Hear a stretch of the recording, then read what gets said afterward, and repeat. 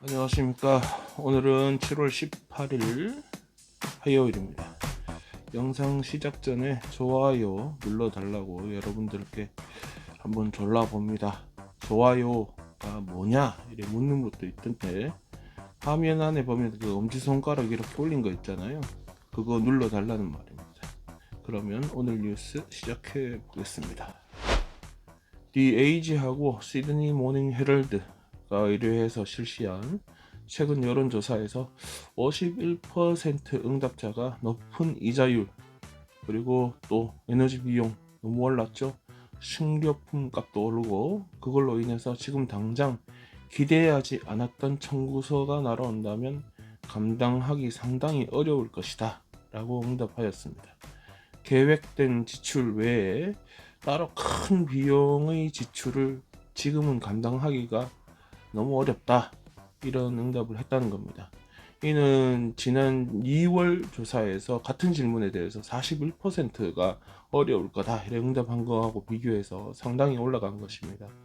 소득층별로 보면 저소득층 같은 경우는 64%, 중간소득층 가운데는 49%, 고소득층조차도 46%나 이같이 응답하였습니다. 그리고 응답자들 중에 9%가 앞으로 석 달 동안 경기가 좋아지지 않겠냐 이렇게 생각을 하고 있고, 51%는 더 안 좋아질 것이다 이렇게 생각하고 있습니다. 그리고 절반의 응답자가 생활비에 관련된 정부 정책이 최대 관심사이다 이렇게 응답하기도 하였습니다. 그러면 이 같은 상황이 벌어지는 것에 대해서 누구를 욕해야 하나? 책임 소재가 어디냐? 라는 질문에 3분의 1 응답자가 물가 상승률 2, 3% 조절하고 이래야 되는 게 원래 준비은행이잖아요. 그래서 준비은행의 책임이다 이렇게 응답했습니다. 그러나 42%, 더 많은 숫자는 정부의 책임이라고 응답했습니다. 4분의 1 정도 응답자는 준비은행이나 정부나 둘 다 책임이 있다 이렇게 응답하기도 했습니다. 정부 책임이라고 이제 응답한 사람들 중에 51%가 보수 지지자, 그리고 34%가 노동당 지지자였다고 합니다.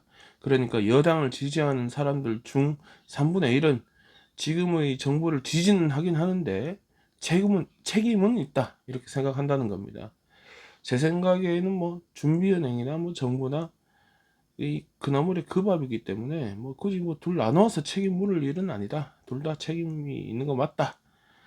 둘이는 일심동체이기 때문에 하여튼 둘 다 책임이다. 현 알바니지 행정부에 대한 지지도는 지난 조사 40%에서 39%, 1%, 오차 범위 안에서 살짝 떨어졌고, 안소니 알바니지하고 현 야당 대표죠 피터 더튼 1대1 대결에서는 51대 21로 안소니가 여전히 압도하고 있습니다. 현재 안소니가 일을 잘하고 있다 이렇게 응답한 사람도 51%, 그러니까 상당히 높은 지지율을 보이는 것 같은데, 51%면 굉장히 높잖아요.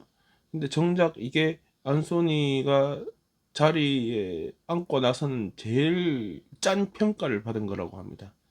51%가 가장 짠 평가다. 31% 응답자는 피터도 잘했을 것이다 이렇게 응답을 하긴 했습니다.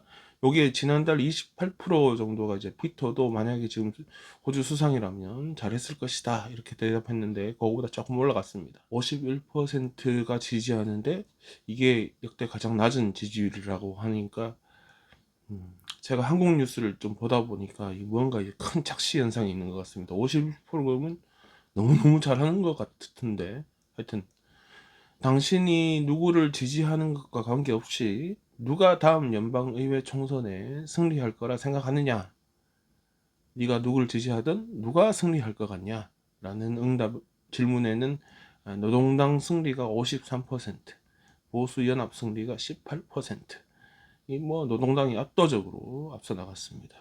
아무리 노동당을 싫어한다고 하여도 대안이 없는 경우 노동당을 지지할 수밖에 없다 이렇게도 받아들여집니다. 대한민국 경우는 이쪽이 싫어서 애초에 대안이 될 수도 없는 사람을 찍어줬죠, 사람들이. 그래서 많은 사람들이 지금 생고생을 하거나 생고생 나락으로 떨어지고 있지요. 하여튼 호주하고 한국하고 많은 것이 비교되는 그런 여론조사 결과였습니다.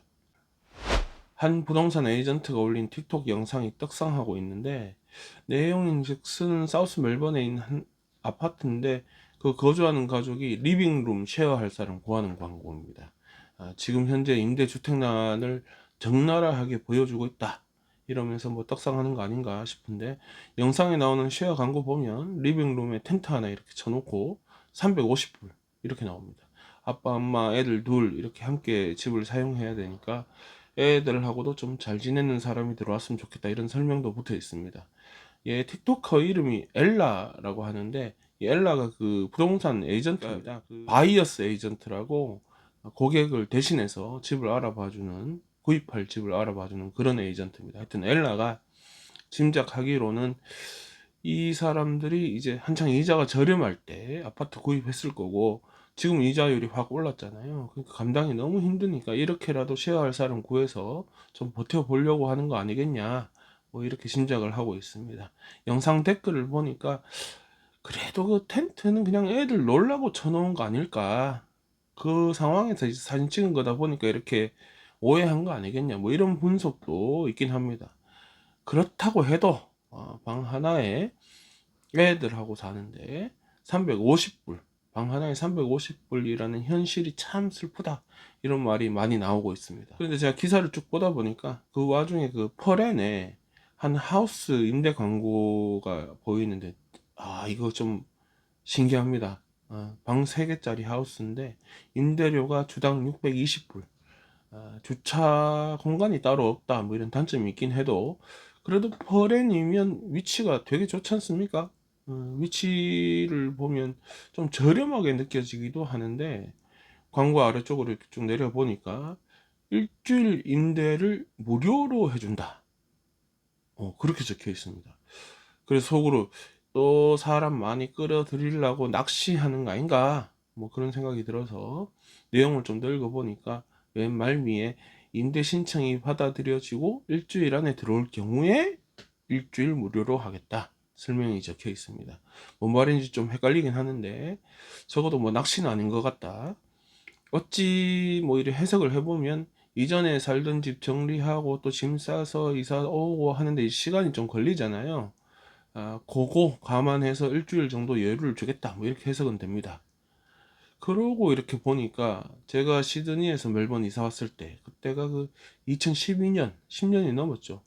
그때 이제 저 신도시 지역으로 처음으로 이사를 들어갔었는데, 그때 당시 2, 3주 뭐 무료 임대도 있었고, 텔레비전 이런 거 막 공짜로 주는 광고도 있었고, 하웨이 노만 뭐 국가에서 상품권 주고 뭐 그랬던 적도 있습니다. 지금 생각해보면 완전 전설의 고향 같은 이야기입니다. 퀀타스가 와인을 고르는 법, 이게 뉴스에 올라왔습니다. 퀀타스는 항공 기내 서비스 사용하는 와인뿐 아니고 또 지상의 라운지에서도 이제 각종 다양한 와인 이렇게 구비해 놓고 고객들한테 제공을 하고 있죠. 그럼 이 와인을 어떻게 고르냐, 이게 좀 궁금해지기는 합니다. 이것에 관한 기사였는데, 퀀타스는 이렇게 와인 위크, 그러니까 와인 주간 이렇게 일주일 이렇게 만들어 가지고 시드니에 있는 퀀타스 본부에서 소믈리에들, 좀 이렇게 좋은 자리 있는 소믈리에들이겠죠, 그런 사람들 단체로 불러다가 월요일부터 금요일까지 5일 동안 무려 1400개 와인을 시음하게 하고, 그 중에 500개를 추려내 가지고 여기저기 이제 목적에 맞게 배치를 한다고 합니다. 1400개를 1인당 1400개를 이 어떻게 다 맛볼까 싶기는 한데, 예를 들어서 월요일에는 뭐 샤도네이랑 리즐링, 화요일에는 슈라자고 카바네 소비뇽, 뭐 수요일에는 또 다른 품종, 이렇게 요일에 나누어서 품종별로 심사를 한다고 합니다. 그럼 소믈리에들은 혼자서 블라인드 테스트죠. 이제 뭐 아무 정보를 제공 안 해줘요. 잔에 와인만 이제 부어놓고 맛보는 겁니다. 혼자서 시험하고 자기 기준으로 10점 만점이 몇 점 이렇게 점수 매기고, 나중에 그 이렇게 매긴 점수판 다 수집해가지고 가장 높은 점수별로 리스트 쫙 써가지고 이렇게 제출하게 된다고 합니다.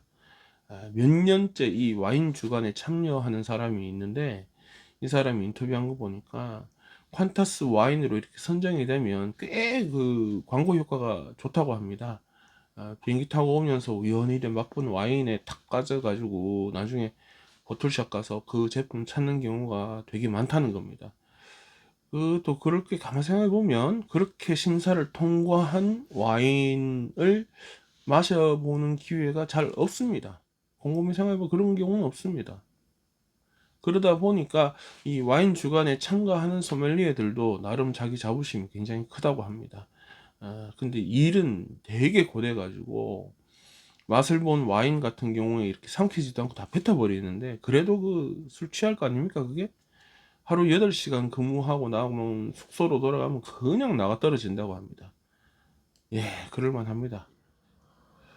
퀀타스에 뭐 한국인 승객도 꽤 있을 텐데, 얼마 전에 한국 음식도 이제 기내식으로 이제 제공하고 하더라고요. 그러면 한국인 승객을 위해서, 내지는 한국 음식하고 이렇게 페어링을 위해서 이 한국 입맛을 가진 이 정반장 정도 그 와인 주간에 참가해야 되는 게 아닌가, 뭐 이런 생각을 한번 가져봅니다. 한편 요건 좀 다른 이야기인데, 후발주자로 왜 저가항공사 경쟁이 뛰어든 본좌항공 요게 10월 이후 여름 휴가 시즌 대목이잖아요. 그때 항공권 예약을 당분간 받지 않는다, 이렇게 공식 발표했습니다. 최근에 본좌가 비행기를 이렇게 날리는 일부 항로에 승객이 너무 적어서 이 돈이 추구도 안 되는 상황이 막 벌어지니까 현재 다니는 항로에 대한 전면적인 조정이 필요하다, 뭐 이렇게 생각이 됐을 것이고, 이를 위해서 일단 예약을 받지 않는 거다, 뭐 그렇게 보여집니다. 한번 날릴 때마다 이게 최대 효과를 봐야 되잖아요, 저가 항공사는. 그런 상황에서 뭐 지금 뭐 일부 항로는 이미 취소하고 뭐 이러고 있다는데, 참 뭐 어쩔 수 없는 조치 아닌가, 그런 생각이 듭니다. 그래가지고 저희를 생각을 해봤는데, 뭐 거기서 뭐 들은 척도 안 하겠지만 그냥 시간에 맞춰서, 예전에 왜 우리 그 기차 중에 새마을호 말고 제일 밑에 비둘기호 이런 거 있었거든요. 뭐 아는 분은 아시겠지만, 그것처럼 비행기도 아침에 호바트에서 떠. 걔가 아들레이드 가서 내리고, 또 거기서 또 사람 싣고 멜번까지 와. 또 멜번에서 사람 내리고 싣고 캔버라까지 가. 캔버라에서 내리고 싣고 시드니로 가. 시드니에서 내리고 싣고 브리스번으로 가. 뭐 이런 식으로 메뚜기 운행하면 어떨까, 뭐 그런 생각을 잠깐 해봤습니다. 시드니의 그 마스턴 파크라는 동네에 있는 한 차일드케어 센터에서 아이들한테 주는 빵, 토스트를 이제 안 주고 시리얼로 대체한다고 안내하였다고 합니다. 이 조치는 뉴사우스웨일즈주 보건부가 실시하고 있는 그 프로그램 중에 하나, 먼치 앤 무브 프로그램. 한국말로 하면 먼치가 오물오물 하는 거고, 무브가 이렇게 율동하는 거니까 오물오물 율동, 뭐 이 정도 해석이 되나? 말은 좀 이상하긴 한데, 여튼 이게 탄수화물 섭취에 대해서 이제 좀 조절하는 거 비롯해서 다양한 영양분을 골고루 섭취하라, 뭐 이런 프로그램이라고 합니다. 그래서 그 프로그램 근거로 해서 이제 빵을 주지 않겠다, 뭐 이렇게 결정을 했다고 합니다. 시리얼 싫어하는 애들도 있을 수 있는데 과일 샐러드 같은 거 제공하게 된다고 합니다. 근데 시리얼에도 탄수화물 들어간 거 아닙니까? 그건 되레 당분도 많이 들어간 걸로 알고 있는데, 여튼 뭐 결과적으로 이제 베지마이트 토스트를 주지 않게 됐는데, 이에 학부모들 불만이 이제 터져 나오고 있습니다. 그러니까 한국으로 치면 밥 안 준다, 뭐 이런 느낌인 것 같습니다. 이와 관련해서 질문을 이제 받게 됐죠. 보건부 측에, 야 니들 베지마이트 토스트 이제 안 준다는데 이거 어떻게 된 거냐, 이렇게 질문을 했더니 보건부 장관이 그랬다고 합니다. 우리는 베지마이트 바르지 말라고 한 적도 없고 토스트 먹지 말라고 한 적도 없고, 다만 보건부 가이드라인을 지들이 보고 해당 차일드케어 센터가 그래 해석을 한 거 아니겠냐, 그렇게 이해해달라, 이렇게 답을 했다고 합니다. 그건 그렇고, 이제 10월 25일이 되면요 베지마이트 탄생 100주년이 됩니다. 100살 생일에 맞춰가지고 저번 금요일부터 이제 새로운 패키지, 베지마이트 패키지를 선보이고 있습니다. 380g짜리 그 우리가 보통 돌려서 따는 그 병, 그거 이제 리미티드 에디션으로 이제 세 가지 종류, 그리고 350g짜리는 짜 먹는, 아니지, 이 짜서 먹는다기보다 짜가지고 이렇게 바르는 그런 베지마이트 리미티드 에디션을 출시하였습니다. 베지마이트가 처음 먹으면 좀 거시기 하긴 한데 그래도 맛들이면 꽤 괜찮습니다. 짭조름한 게 가끔은 또 된장 느낌도 나고 좀 그렇습니다. 이걸로 두부 넣고 찌개 끓이면 어떨까 싶기도. 끝까지 시청해 주신 여러분들 감사합니다. 어제도 그렇고 오늘도 날씨가 꽤 좋을 것 같습니다. 즐거운 하루 되십시오.